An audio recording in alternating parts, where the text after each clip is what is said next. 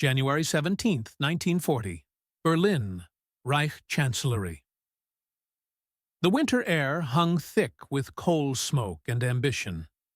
Behind the heavy oak doors of Adolf Hitler's private study, a fire crackled in the marble hearth, casting shadows across maps of Europe that bore fresh red lines, borders redrawn by force, nations swallowed whole.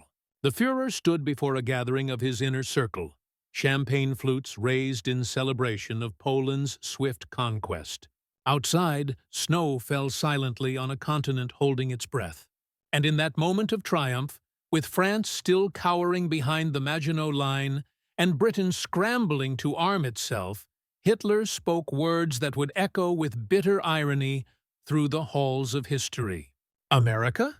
he said, waving his hand dismissively. "A nation of shopkeepers and jazz musicians. They cannot even organize their own factories. By the time they manufacture their first tank, we will have conquered the world." The laughter that followed was genuine. It was the laughter of men who had watched the Blitzkrieg tear through Poland in 27 days, who had seen the Wehrmacht's mechanized divisions move with a precision that seemed to validate everything the Nazi ideology promised about Aryan superiority and German engineering. But what none of them understood, what they could not possibly fathom as they clinked their glasses in that warm, oak-paneled room, was that across the Atlantic Ocean. In the sprawling industrial heartland of a democracy they considered soft and decadent, something was stirring. Not a beast of war, not yet, but the potential for one. A sleeping giant of production capacity that would, in time, bury the Third Reich under an avalanche of steel, rubber, and high-octane gasoline. The German High Command's contempt for American industrial capability was not born from ignorance alone. It was rooted in a fundamental misunderstanding of what America actually was. They saw the headlines from the Great Depression: breadlines, unemployment, strikes. They saw the political chaos of a nation arguing with itself, where isolationists and interventionists fought bitter battles in Congress while Europe burned. They saw Henry Ford's assembly lines and dismissed them as mere manufacturing tricks, suitable for producing cheap automobiles, but irrelevant to the complex art of warfare. General Wilhelm Keitel, chief of the Wehrmacht High Command, told his staff in early 1940 that American tanks were tin toys and that the United States Army, numbering barely 175,000 men, ranked 19th in the world, smaller than Portugal's. This was a nation, the Germans believed, that had grown fat and lazy on peace, whose workers were spoiled by labor unions, whose society was weakened by racial mixing and democratic softness.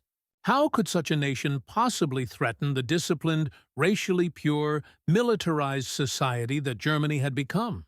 But history has a way of humbling the arrogant.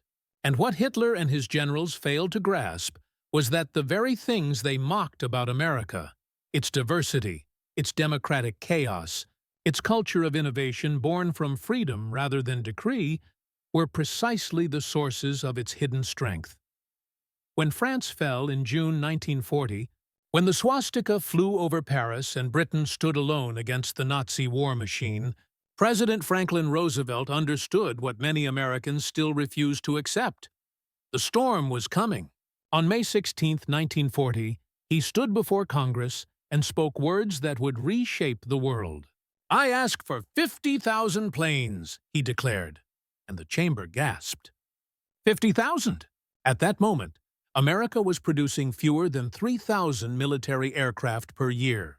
The request seemed impossible, absurd, a fantasy number pulled from thin air. But Roosevelt understood something the dictators did not. He understood that America's true weapon was not what it had built, but what it could build. The capacity for transformation, the ability to redirect the vast engine of civilian industry toward a single, focused purpose. What followed was the most remarkable industrial mobilization in human history.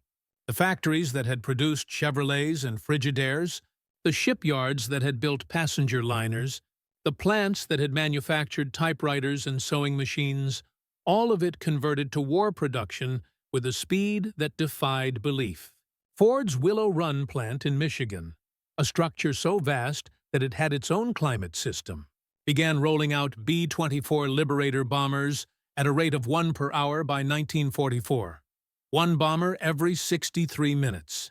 Each aircraft contained 313,237 parts, 150,000 rivets, and required 150,000 separate engineering operations. The plant employed 42,000 workers, many of them women who had never set foot in a factory before Pearl Harbor. They worked in shifts that never ended, 24 hours a day, 7 days a week, transforming sheets of aluminum into flying fortresses that would darken the skies over Germany. And it was not just aircraft. The Liberty ships, emergency cargo vessels built to carry supplies to Britain and later to support the invasion of Europe, became a symbol of American production capacity turned into a weapon of war. These ships, designed to be simple and fast to construct, were being built in an average of 42 days by 1943. One ship, the SS Robert E. Peary, was assembled from keel laying to launch in 4 days and 15 hours. 4 days. The Germans, whose U-boats prowled the Atlantic hunting Allied convoys, found themselves in a losing race. They could sink ships, yes, but America could build them faster than they could be destroyed. Admiral Karl Dönitz, commander of the German submarine fleet, wrote in his diary with growing desperation, "We are not fighting England anymore. We are fighting the shipyards of America."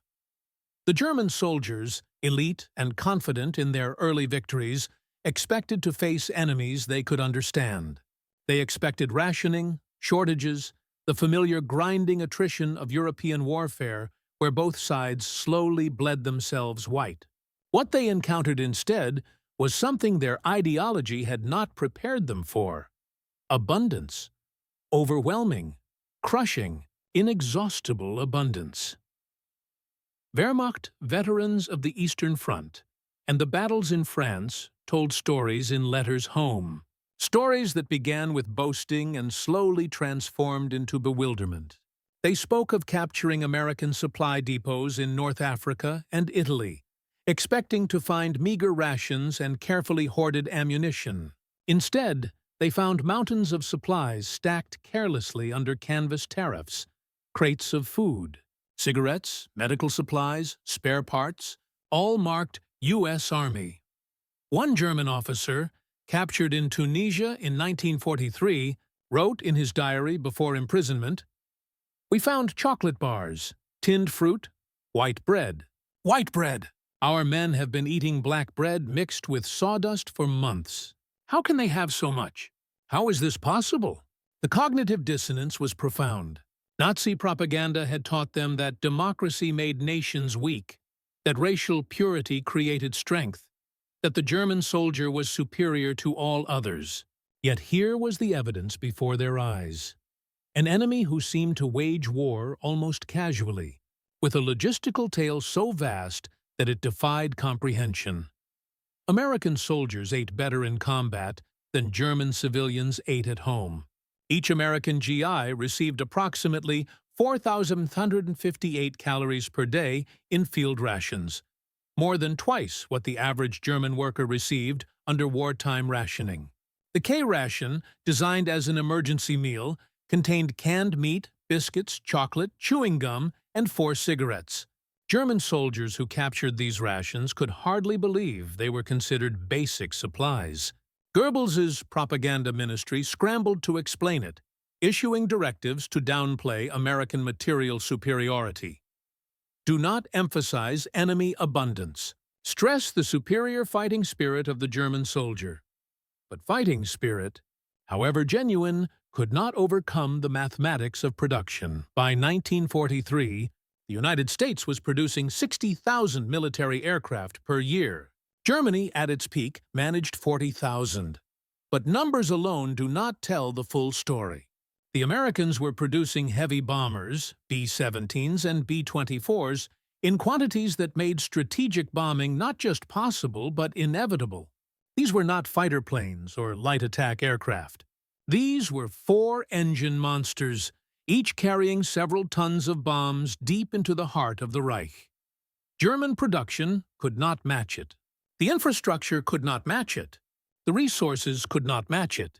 Albert Speer, Hitler's Minister of Armaments, later wrote in his memoirs, "I knew we had lost the war the moment I saw the production figures from American industry. We were fighting not a nation, but a continent converted into a factory."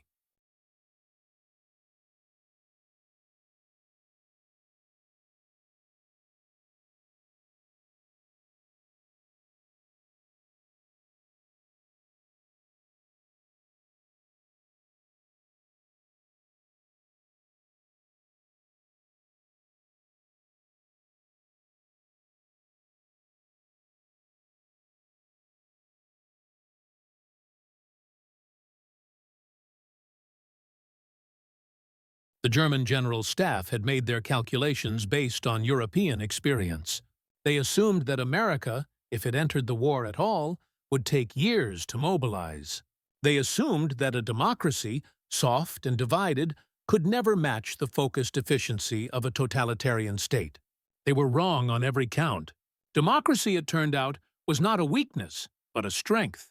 The freedom to innovate, the ability of private industry to adapt without waiting for orders from the top, the cultural habit of problem-solving and improvisation, these were advantages that no amount of military discipline could replicate. When American engineers encountered a problem in tank production, they did not wait for approval from a central ministry. They fixed it. When factory workers suggested improvements to assembly line processes, managers listened. This was not because Americans were inherently superior. It was because the system allowed and even encouraged bottom-up innovation in a way that rigid, authoritarian structures could not. The M4 Sherman tank became the symbol of this philosophy. German armor enthusiasts, then and now, often mock the Sherman. It was inferior in a one-on-one duel with a German Panther or Tiger tank. Its armor was thinner. Its gun was less powerful. But this misses the point entirely. The Sherman was designed not to be the best tank, but to be good enough and producible in overwhelming numbers. America built 49,234 Sherman tanks during the war. Germany produced approximately 6,000 Panthers and 1,247 Tigers. When 5 Shermans encountered one Tiger, the Tiger might destroy 2, even 3 of them. But the other 3 would flank it, overwhelm it, and the American crews, climbing out of knocked-out tanks and getting issued new ones within hours, would continue advancing. This was industrial warfare at its most brutal and most effective. Not elegance, but mass. Not perfection, but sufficiency multiplied by quantity. The German soldiers, indoctrinated since childhood with visions of Aryan supremacy and the manifest destiny of the Reich, found their worldview cracking under the weight of reality. In the prisoner of war camps in America, captured Germans experienced a final, crushing revelation. They were transported across the Atlantic in ships that were themselves symbols of American abundance, vessels mass-produced in quantities that made prisoner transport almost casual. They arrived at camps in places like Texas, Kansas, and Oklahoma, expecting harsh treatment. Instead, they found themselves fed better than they had been fed in the German army. They worked on American farms and saw agricultural machinery that German farmers could only dream of. They met German Americans who spoke their language but were loyal to the United States, shattering the propaganda myth that blood and race determined loyalty. One former Wehrmacht officer, interviewed decades later, recalled his time in a POW camp in Arkansas. "I thought they would hate us. We had killed their sons and brothers. But they gave us coffee, real coffee, not ersatz. They gave us meat. They gave us cigarettes. And I realized they could afford to be generous because they had won. Not because they were crueler or more hateful, but because they had simply outproduced us. They had buried us under a mountain of steel and wheat and oil. All our talk of superior will and blood meant nothing against that reality." The symbolism of the sea ration became almost mythological among captured German soldiers. These small cans, each containing a complete meal, were produced by the billions. American soldiers complained about them. The food was bland, the same flavors repeated endlessly. But to German POWs and to Wehrmacht soldiers who captured American supplies, the sea ration represented something more profound than food. It represented a nation so wealthy, so industrially advanced, that it could afford to package individual meals for millions of soldiers and ship them across oceans without a second thought. In Germany, civilians scavenged for potato peels. In America, sea rations were discarded if they were dented or slightly damaged. This contrast, this visible, undeniable gap between what Nazi ideology promised and what American democracy delivered, broke something in the German psyche. Not immediately, not all at once, but slowly, like water wearing down stone. By 1944, when Allied forces landed in Normandy, the material superiority of the American-British-Canadian coalition was so overwhelming that the outcome was no longer in doubt. On June 6th, D-Day, the Allies landed 156,000 troops using 5,000 ships and 11,000 aircraft. The logistical planning alone involved 1.5 million tons of supplies pre-positioned in England. The artificial Mulberry harbors, designed to unload cargo until French ports could be captured, were engineering marvels, prefabricated sections towed across the English Channel and assembled in days. German defenders, exhausted and undersupplied, watched the horizon fill with ships and wondered how such a thing was possible. Where did all this come from? How could one nation produce so much? The answer, though they could not see it, lay in the fundamental difference between their system and the one they had so cavalierly dismissed. A totalitarian state can mobilize quickly for war, yes. It can direct resources with brutal efficiency toward a single goal. But it cannot adapt. It cannot innovate from the bottom up. It cannot harness the full creative potential of its people because it fears creativity, fears independent thought, fears any challenge to the official ideology. America, chaotic and democratic and maddeningly argumentative, could do all these things. Its factories were run by men who had started as floor workers and risen through ability. Its weapons were designed by engineers who were free to challenge their superiors' assumptions. Its soldiers were educated enough to understand what they were fighting for. Not blind obedience to a leader, but defense of a principle. That made all the difference. Hitler, in his Berlin bunker in the spring of 1945, surrounded by maps showing Soviet forces closing from the east and American forces from the west, still spoke of wonder weapons and final victories. But the men around him knew the truth. The machine they had mocked had crushed them, not through superior tactics alone, not through better soldiers, but through the simple, undeniable reality of production. The United States had built 300,000 military aircraft, 88,000 tanks, 3,000 machine guns, 257,000 artillery pieces, and 87,000 warships during the war. It had done this while feeding its allies, while maintaining a civilian economy that continued to function, while raising the standard of living for its workers. Germany had fought brilliantly, desperately, with a courage that cannot be denied. But courage without resources is futile. Ideology without industrial capacity is hollow. The Nazi dream of a 1,000-year Reich died not on the battlefield alone, but in the shipyards of California, the aircraft plants of Michigan, the steel mills of Pennsylvania. In the ruins of the Third Reich, as German civilians picked through rubble and faced the reality of total defeat, the question haunted them: how had they been so wrong? How had the nation they dismissed as weak and decadent destroyed them so completely? The answer lay in the fundamental nature of freedom itself. A free society, precisely because it is free, contains within it a reservoir of creativity and productive capacity that no dictatorship can match. It is messy? Yes. It argues with itself. It wastes time on debates and disagreements. But when it finally moves, when it finally commits to a purpose, it brings to bear resources that authoritarian regimes cannot even imagine. The machine Hitler mocked was never just about factories and assembly lines. It was about a system, imperfect, frustrating, but ultimately more powerful than tyranny, that unleashed human potential instead of chaining it. The American machine did not just crush the Nazi war dream through material abundance.